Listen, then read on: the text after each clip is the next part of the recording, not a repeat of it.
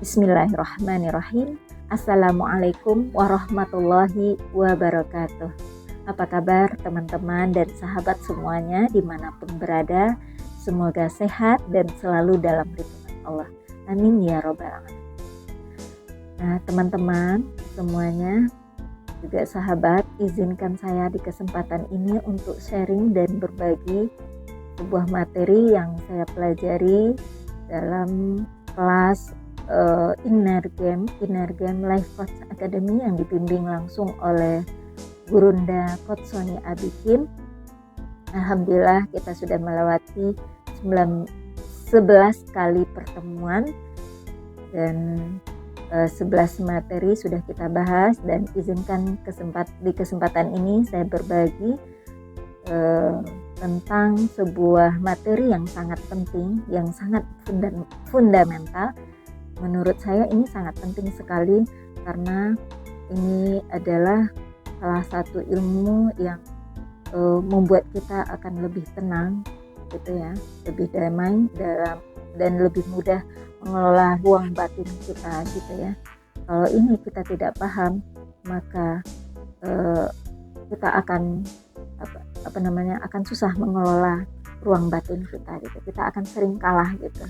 Ya, pengalaman pribadi ya, selama ini saya merasa gagal dan merasa kalah dengan diri sendiri dalam mengelola emosi saya dan mengontrol diri saya gitu dalam setiap keadaan. Terkadang saya merasa kalah gitu, sulit sekali mengontrol diri gitu. Nah, ini adalah materi yang ketiga di kelas Inner Game Life Coach Academy, yaitu The Dichotomy of Control, memahami peta kendali. Nah, ini sangat penting sekali teman-teman. Kenapa?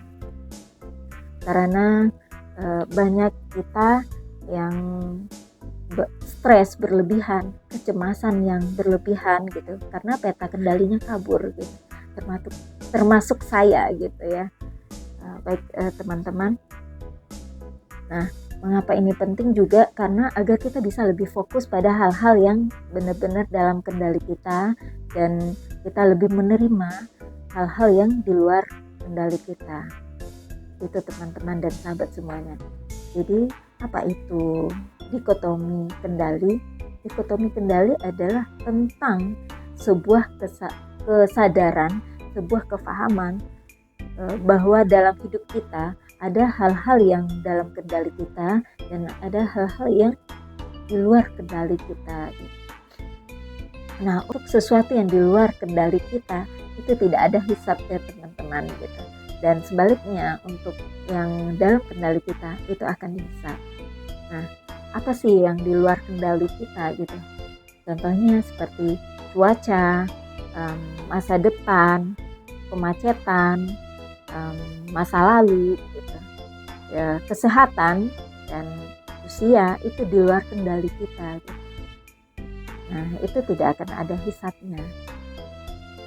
Nah, teman-teman, agar kita bisa menerima segala sesuatunya, tentu kita perlu kesadaran ini gitu, bahwa ini semua di luar kendali kita gitu. Misal contoh cuaca ya, ketika hujan kita mau berangkat gitu, hujan itu di luar kendali kita. Nah, yang dalam kendali kita adalah bagaimana kita meresponnya.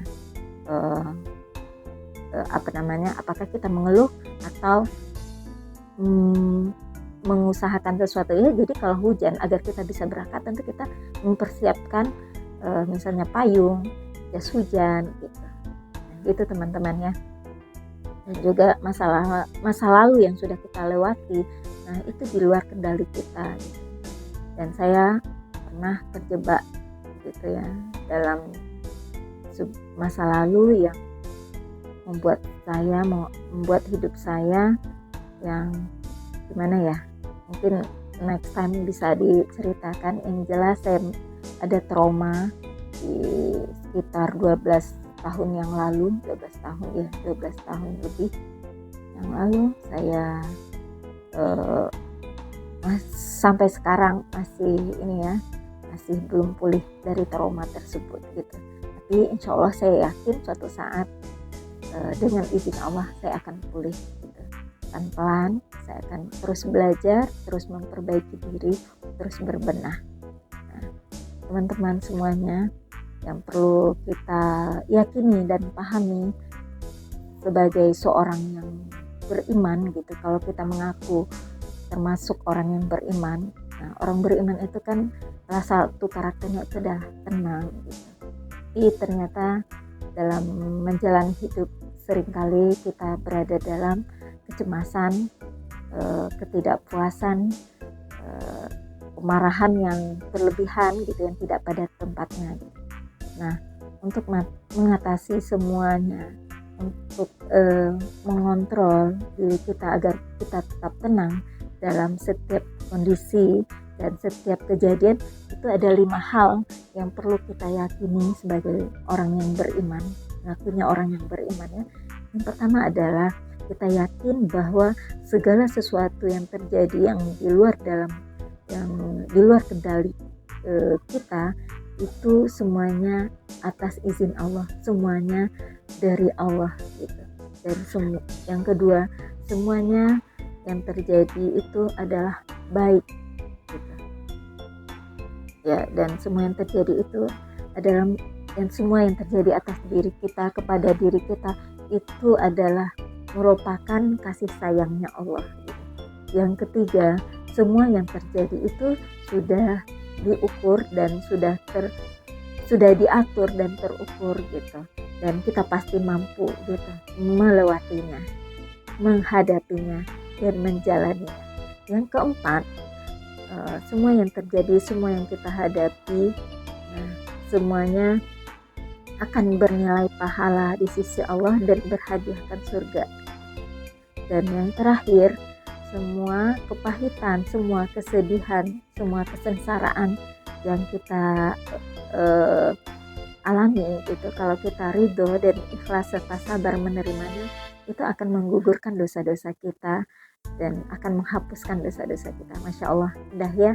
Ternyata kalau kita tahu ini dan ingat ini selalu, maka hidup kita akan tenang, damai gitu ya. Apapun yang terjadi ya it's okay gitu, gak apa-apa gitu. Masya Allah gitu ya.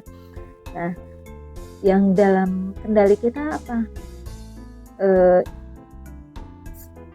Jadi sahabat semuanya, yang dalam kendali kita itu ada 4 gitu, yaitu perasaan kita, pikiran kita, ucapan, dan tindakan. Nah, perasaan ataupun pikiran kita itu inner, yang ada dalam diri kita, dan ucapan atau tindakan kita itu outer, perilaku kita gitu. Nah, ini akan ada hisabnya gitu. Tapi kalau misalnya hanya sebatas lintasan, itu belum dihisab. Masya Allah gitu ya. Kalau kita berpikiran negatif, nah itu belum dihisab. Tapi kalau kita sudah punya azam, sudah punya tekad, nah itu udah mulai dihisab gitu. Apalagi sudah mulai kita ucapkan atau kita berupa perilaku kita, berupa tindakan gitu, itu akan ada hisabnya. Nah, teman-teman, nah ini yang penting, yang perlu diingat dalam mengontrol diri kita gitu. Nah, termasuk dalam mengubah diri kita ya gitu. Nah, yang bisa kita ubah hanyalah diri kita. Kita nggak bisa mengubah orang lain gitu. Nah, seringkali kita terkadang melakukan sesuatu itu, pernah nggak sih teman-teman, kita melakukan sesuatu itu pengen mengubah orang lain? Nah, saya pernah gitu, bahkan sering berkali-kali melakukan segala sesuatu itu nggak untuk orang yang lain, itu istilahnya kita menarik perhatian atau kita ingin mengubah orang. Kita melakukan sesuatu itu ingin orang itu berubah gitu. Misalnya ya saya melakukan sesuatu itu karena orang itu ya kok nggak berubah sih gitu ya. Ternyata ya itu di luar kendali kita. Mengubah orang lain itu bukan wilayah kita gitu. Wilayah kita hanya ikhtiar, dan yang perlu kita benahi adalah niat kita, dan apa yang kita lakukan itu ya akan kembali kepada diri kita gitu ya. Teman-teman, dalam Al-Quran Allah telah menjelaskan bahwa Allah tidak akan mengubah nasib suatu kaum hingga mereka mengubah apa yang ada dalam diri kita. Jadi apa-apa yang ada di dalam diri kita, dalam ya itu yang bisa kita ubah. Itu tadi pikiran, perasaan, ucapan dan tingkah laku kita, itu yang bisa kita ubah. Nah, kalau ini sudah dalam kendali kita gitu, kita sudah memahami apa-apa yang sudah apa-apa yang di luar kendali dan apa-apa yang di luar kendali. Nah, insya Allah hidup kita akan lebih tenang dan damai gitu ya. Nah, begitu ya teman-teman semuanya. Nah, penting sekali kita memahami ini agar kita memiliki kesadaran akan peta kendali ini atau dikotomi kendali ini. Insya Allah kalau kita udah memiliki kesadaran dan kepahaman tentang ini, kita akan membebaskan diri kita dari hal-hal yang tidak perlu gitu, akan membantu hidup kita lebih damai, lebih fokus dan lebih bijaksana.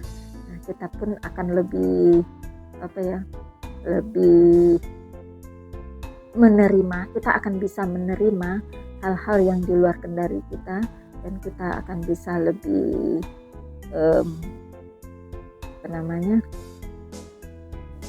kita akan berdamai dengan hal-hal yang di luar diri kita, dan kita akan bisa melangkah atau berani mengubah segala sesuatu yang ada dalam diri kita, dan kita akan lebih bijaksana membedakan di antara keduanya.